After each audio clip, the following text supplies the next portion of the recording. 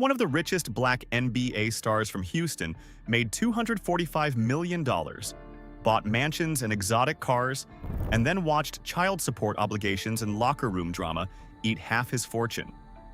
Another one earned $110 million playing center, then quietly flipped Houston real estate into a $200 million empire while everyone else was buying chains. But these two are only a glimpse of what you're about to see, as we go on this crazy countdown of the 8 richest black NBA players from Houston. And the #1 spot on this list? Trust me, that wealth profile will blow your mind. Number 8. Dwight Howard. Let's kick our list off with a messy tale, because Dwight Howard's wealth story is what happens when you make $245 million and then life reminds you that money evaporates faster than your reputation if you're not careful. Howard wasn't Houston-born, but his 3-year Rockets stint from 2013 to 2016 came right when he was still pulling max contracts and cashing major endorsement checks. Basically the bridge between his Orlando Superman era and his later "why is nobody paying me anymore" phase. Howard earned over $245 million in NBA salary across his career. $245 million. He was the #1 pick in 2004, won Defensive Player of the Year 3 times, made 5 All-NBA teams, led Orlando to the finals, and at his peak from 2008 to 2014 was one of the most physically dominant centers alive. Adidas gave him a signature shoe line. McDonald's paid him. T-Mobile paid him. His Superman dunk contest persona made him a global brand worth tens of millions in endorsements alone. But here's where the money gets complicated. Significant child support obligations across multiple situations that reportedly cost him millions annually. Widely publicized legal disputes. High lifestyle burn rate including that massive suburban Houston mansion. Exotic car collection that probably depreciated $2 million the second he drove off the lot. Large entourages that don't work for free. And philanthropic efforts that looked great but required constant funding. His peak net worth hit somewhere between $100 to $140 million. But the actual number today? That's murky because obligations and spending make it a moving target. During his Houston years, Howard lived loud. Mansion parties that made TMZ, cars posted constantly on Instagram, nightclub appearances, the whole visibility playbook. He embodied peak endorsement-era athlete wealth.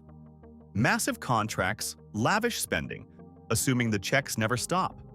Except they do stop, and when locker room friction in LA and Houston plus inconsistent play tanked his brand value, endorsements dried up while his lifestyle expenses stayed exactly the same. Howard made $245 million but probably kept less than $100 million after taxes took 40%. Child support grabbed chunks annually, agents took 3%, lifestyle burned through millions, and bad financial decisions compounded. He's still wealthy compared to normal humans, but nowhere near where $245 million should leave you. Howard watched half of his wealth disappear through obligations and lifestyle. But what about Houston's Fifth Ward kid who made $240 million by being elite at exactly one thing and staying drama-free? Number 7. DeAndre Jordan. DeAndre Jordan came straight out of Houston's Fifth Ward, one of the grittiest neighborhoods in the city, attended Episcopal High School, became a McDonald's All-American, then got drafted in the 2nd round in 2008. Second-round picks statistically wash out within 3 years. Jordan played 15-plus seasons and earned $240 million by figuring out the cheat code. Be the absolute best in the world at one specific skill that every team desperately needs. Jordan couldn't shoot threes, couldn't handle the ball, couldn't run an offense. What he could do, protect the rim and grab rebounds like his life depended on it. That's it. That narrow skill set was worth $240 million because NBA teams will pay obscene money for elite rim protection and rebounding, and Jordan stayed healthy long enough to sign multiple max-level contracts. His 4-year, $88 million Dallas deal in 2015, after that insane free agency saga where the Clippers literally prevented other teams from contacting him, was the wealth accelerator that changed everything. Jordan's endorsement game was Nike and smaller brand partnerships, nothing superstar level, but steady income that compounded over 15 years.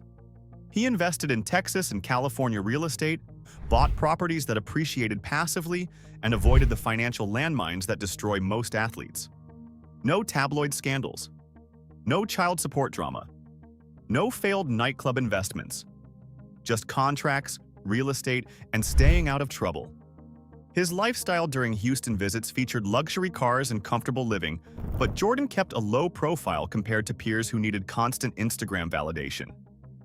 Current net worth probably sits around $100 to $120 million after taxes and living expenses, which for a second-round pick is one of the greatest financial success stories in NBA history. Most second-rounders are out of the league in 3 years, making league minimum. Jordan turned draft position number 35 into 9 figures by mastering one skill and staying healthy. Jordan proved you don't need to be a franchise player to get generationally wealthy. You just need to be elite at something teams can't function without. Sign long-term deals before your body breaks down, invest conservatively, and avoid creating drama that costs you contracts. Simple formula. Most players still screw it up. Jordan executed it perfectly. And now, let's flip the script entirely, because our next entry is what happens when you make a fraction of that, bounce around 10 teams, and still become a Houston legend through pure cultural impact. Number 6. Gerald Green. Gerald Green is Houston to his core. Raised in the city, dominated Yates High School, won McDonald's All-American honors, got drafted in 2005, and spent 15 seasons bouncing around the NBA on athleticism and shooting ability. He won 2 slam dunk contests because apparently defying gravity is marketable, played for like 10 different teams, and eventually circled back to Houston, where fans actually remembered who he was. Green's career earnings clock in around $20 to $25 million spread across 15 years, which breaks down to maybe $1.5 million per year before taxes. That's not a lot by NBA standards. He was never a max player, never an all-star, never the guy franchises built around, just a rotation piece who could go off for 20 points one night, then vanish for 3 games. His income came from NBA contracts, dunk contest prize money that's basically pocket change, international stints when the league didn't want him, and Houston basketball clinics where kids pay to learn from a hometown legend. Current net worth estimates sit around $15 to $20 million, which for a journeyman actually shows decent money management. Green didn't blow it all on cars and jewelry like peers earning twice as much. He stayed embedded in Houston basketball culture, traded financial wealth for community respect, and built a life around youth mentorship and local engagement. Green's lifestyle isn't flashy. No Lamborghini posts, no mansion tours, no private jet selfies. Just a guy who made decent NBA money, didn't waste it spectacularly, and leveraged his Houston roots into long-term cultural capital. His wealth is modest compared to superstars, but for a second-tier player who lasted 15 years, $20 million represents winning a game most players lose. Green's story is the reality for 80% of NBA players. You make okay money if you last long enough, but generational wealth requires either superstar contracts or financial discipline bordering on obsessive. Green did fine, just not rich enough to crack the top of this list. But if you thought Green had solid money management, wait till you meet the number 2 pick who read actual finance books and turned $108 million into something way bigger through investments nobody talks about. Number 5. Emeka Okafor. Emeka Okafor was born in Houston, starred at Bel Air High School, dominated at UConn, then got drafted 2nd overall in 2004. Same class as Dwight Howard, which matters because their financial trajectories diverged dramatically despite similar draft positions. Okafor won Rookie of the Year, looked like a future defensive anchor, earning max contracts for a decade. Then injuries shortened his prime and derailed the money train before it reached its destination. Okafor's career earnings total approximately $108 million. Rookie deal. 6-year $72 million Charlotte extension. 4-year $48 million New Orleans contract before his body quit. That's serious money, not superstar tier, but more than enough to retire wealthy if you're not actively trying to go broke through stupidity. Here's what separates Okafor from everyone ranked below him. He's known as one of the NBA's most financially literate players. finance-aware mindset, careful spending reputation, conservative investment strategy. While teammates were buying fifth cars before their first paycheck cleared, Okafor was meeting with wealth managers and structuring portfolios that appreciated steadily. He avoided flashy endorsement chases that rarely materialize for centers who don't dunk spectacularly, and instead focused on salary maximization plus smart allocation into assets that compound. Current net worth sits around $35 to $45 million, which is actually higher than his $108 million career earnings suggest, because he didn't lose half to taxes and immediately blow the rest on depreciating garbage. Okafor's lifestyle is intentionally private: real estate holdings that appreciate quietly, low publicity living, education-focused philanthropy that builds legacy without burning cash. Okafor's wealth model is boring but bulletproof. High draft position plus long contracts plus zero drama equals sustained wealth. He's not on magazine covers, doesn't have a signature shoe, never went viral. But his net worth is healthier than players who earned $200 million and spent $250 million trying to look rich. The lesson? Sometimes being smart with $108 million beats being reckless with $245 million. Okafor figured that out at 23, while Dwight was still buying cars he'd never drive. And now, let's meet 90s legend who earned just $31 million, yet somehow built a $50 million fortune through hustle after retirement. Number 4. Clyde Drexler. Clyde Drexler was born in Houston, starred at University of Houston alongside Hakeem in Phi Slama Jama, dominated the NBA for over a decade, then got traded back home to win a 1995 championship with the Rockets. He's Houston royalty, 10-time All-Star, Dream Team Olympian, Hall of Famer, but his wealth story exposes how brutally the pre-Max era screwed even elite players financially. Drexler earned roughly $31 million total across his entire career. $31 million for a top 5 shooting guard who played at an all-star level for over a decade. Modern bench players make that in 3 years. The difference? Drexler played before massive TV deals, before $40 million annual salaries, before shoe contracts that paid more than basketball. He got absolutely screwed by timing. But Drexler didn't let era economics destroy his wealth. He built a $40 to $50 million net worth by working smarter after retirement than most athletes work during their careers. Broadcasting gigs paid steady 6 figures annually. University of Houston coaching stint added income. Speaking engagements leveraged Hall of Fame status. Business investments in Houston real estate and local ventures generated passive returns that compounded over decades. Drexler's current lifestyle reflects legacy wealth. Houston real estate portfolio, generating rental income. Long-term local business investments that appreciate steadily. Low-drama community presence that keeps him relevant without constant hustle. No yachts, no Rolls-Royces on Instagram, no trying to stay famous. Just quiet wealth accumulation through boring investments most athletes ignore. Drexler represents what athletes should do but rarely execute. Maximize post-career earning potential through media, coaching, business ventures, and leveraging legacy status into long-term revenue. And while he turned $31 million into $50 million through post-career genius, here's one of the NBA's smartest financial minds who made $420 million and invested like someone who actually read the fine print. Number 3.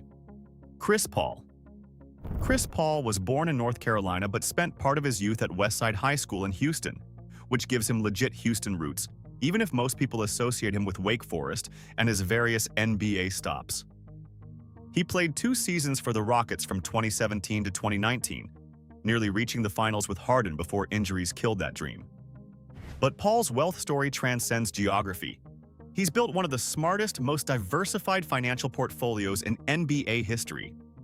Paul's career salary exceeds $420 million, making him one of the highest-paid players ever. 12 All-Star selections, 11 All-NBA teams, 9 All-Defensive honors, plus president of the NBA Players Union. He's a power broker who negotiates billion-dollar TV deals while also cashing $50 million annual checks.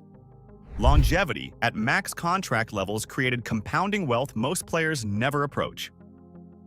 But Paul's real genius is diversification that would make hedge fund managers jealous. Jordan Brand pays him millions annually. State Farm campaigns made him a household name and paid accordingly. Early Nike deals. Tech and fintech partnerships.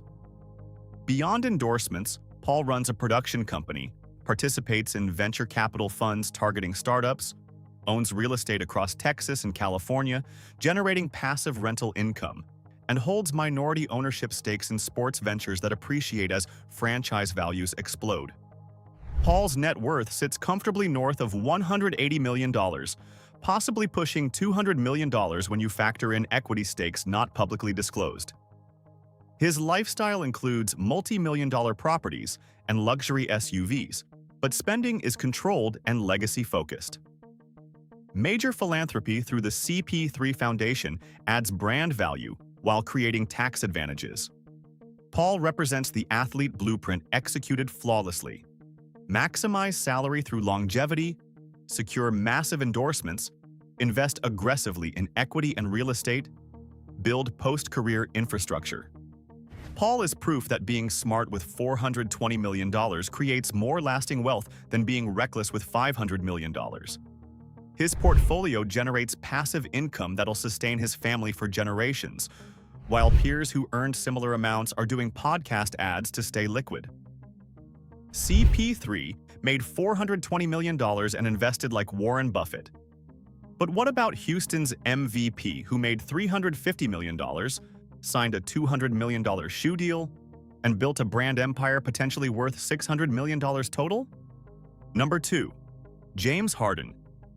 James Harden arrived in Houston in 2012 as a traded sixth man and transformed into MVP, scoring champion and global brand icon. The city embraced him completely: the nightlife, the fashion, the culture, and Harden returned that love by making Houston the center of basketball's universe for 3 years. At his peak from 2017 to 2019, Harden was a top 3 most marketable player alive, and his wealth reflects that perfect storm of elite performance plus commercial leverage. Harden's NBA salary exceeds $350 million and counting, with peak annual earnings over $47 million. His 2017 extension made him one of the highest-paid players in history. But the real wealth accelerator was his 2015 Adidas deal. 13 years, $200 million, one of the largest shoe contracts ever signed. His signature line sold globally, positioned him as a legitimate Nike/Jordan rival, and created recurring royalty income that'll pay him decades after retirement. Harden also invested early in body armor before Coca-Cola's $8 billion acquisition, which likely netted him 8 figures in profit when his equity stake cashed out. He owns restaurant ventures in Houston and LA, holds minority sports ownership interests, and built a real estate portfolio across Houston and California worth tens of millions. Unlike athletes who chase endorsements and ignore equity, Harden understood that ownership beats sponsorship every single time. His Houston lifestyle was maximum visibility and maximum expense. Custom mansion in Rivercrest, Rolls-Royce. Cullinan worth $400,000. Bentley Continental, Ferrari 488. Private jet travel for every road trip. Legendary strip club appearances that became part of his brand mythology. He spent heavily, probably $10 to $15 million annually during peak years, but within sustainable limits given his $50+ million annual income. Harden's total net worth likely exceeds $250 to $300 million when you calculate salary, endorsements, equity stakes, and real estate appreciation. Add in the remaining years on his Adidas deal plus future equity returns, and he's potentially approaching $400 million by retirement. He represents modern black athlete wealth executed at peak efficiency. Elite play plus massive endorsements plus smart equity investments equals generational fortune. His 2020-21 trade demand created drama, but it didn't derail wealth. It just changed which franchise paid him $50 million annually. Harden proved you can live lavishly, spend millions on lifestyle, and still build lasting wealth if your income is high enough and your investments are strategic enough. Harden Wealth Empire is the modern money blueprint executed perfectly. But the number 1 entry on our list took a completely different route. He made less in salary, avoided most endorsements, and still ended up richer than everyone by doing something athletes almost never do: buying the city itself, one property at a time. Number 1. Hakeem Olajuwon. Hakeem Olajuwon arrived from Lagos, Nigeria in 1980, enrolled at University of Houston, became the anchor of Phi Slama Jama, and got drafted first overall by the Rockets in 1984, ahead of Michael Jordan, which people forget. 2 championships in 1994 and 1995, NBA MVP, 2 Finals MVPs, 12 All-Stars, 9 All-Defensive teams. Hakeem didn't just dominate Houston, he became the physical embodiment of the city's basketball identity. And then he did something almost no athlete from his era managed. He turned basketball money into something exponentially bigger through real estate genius. Hakeem earned approximately $110 million in NBA salary, which was massive for the pre-max contract era, but nowhere near modern standards. Most 90s superstars retired comfortable but not wealthy by today's metrics. Hakeem retired wealthy and then got significantly wealthier. During and immediately after his career, he pivoted aggressively into Houston commercial real estate development. Shopping centers, office complexes, undeveloped land parcels bought during expansion cycles when nobody else was paying attention, multifamily residential projects and growth corridors. He focused intensely on Southwest Houston and Sugar Land, buying when land was cheap and holding through decades of appreciation as Houston exploded.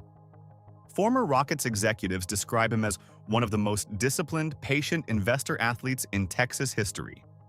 Multiple credible reports estimate that the majority of his current net worth, over $200 million, came from real estate appreciation, not basketball contracts. That's almost unheard of among his generation. Hakeem's endorsement strategy was equally unconventional and brilliant. He signed with Etonic instead of Nike when Nike dominated everything, which was culturally controversial but strategically independent and reportedly very lucrative. He generated additional income from global basketball clinics, international training camp revenue across Africa and the Middle East, and local Houston brand partnerships that kept money flowing long after retirement. His current lifestyle reflects restrained power rather than flashy consumption. Multi-million-dollar estate in Sugar Land with private gym and training facilities, known art collections and Islamic cultural artifacts, quiet business offices managing his real estate empire. He doesn't post cars on Instagram, doesn't do nightclub appearances, doesn't need validation. His brand is legacy, faith, discipline, not spectacle. Hakeem once flipped a large Houston land parcel for a reported 8-figure profit after holding it patiently for years, proving that real estate knowledge and patience can outperform even the biggest NBA contracts. He's the ultimate example of buy the land, not the lifestyle. While peers were buying 7th chains and 3rd Bentleys, Hakeem was buying Houston itself, acre by acre, building by building.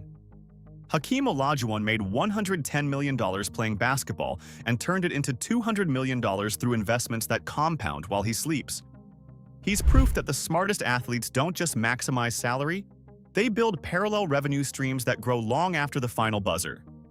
He's Houston's richest basketball export, not because he earned the most, but because he invested the smartest. And these were the 8 richest black NBA players from Houston. From cautionary tales about burning through $245 million to legends who turned modest salaries into real estate empires. These stories prove making NBA money and keeping NBA money are completely different games. If this video changed how you see athlete wealth, smash that like and subscribe to Black Wealth for more such peeks into black wealth. Drop a comment on which player's fortune shocked you most. And share this with someone who thinks making the NBA guarantees staying rich, because we just proved wealth is built through decisions, discipline, and knowing when to buy land instead of cars. Catch you next time.